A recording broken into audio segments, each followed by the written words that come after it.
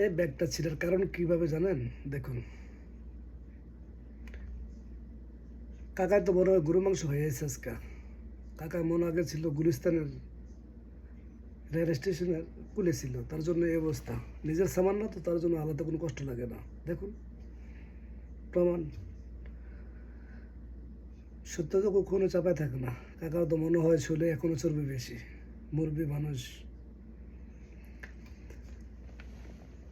Rail স্টেশনে rail স্টেশনের কুলিমুলি যদি এনে দেয় এয়ারপোর্টের ভিতরে, তো এরকম অবস্থা হইবেই।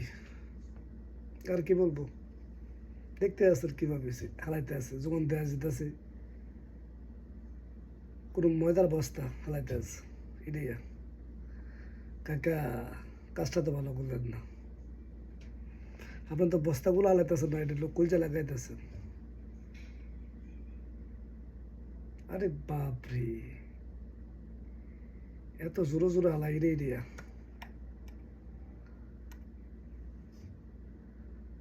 আরে খাইছে খাইছে, কাকার পাওয়ার আছে।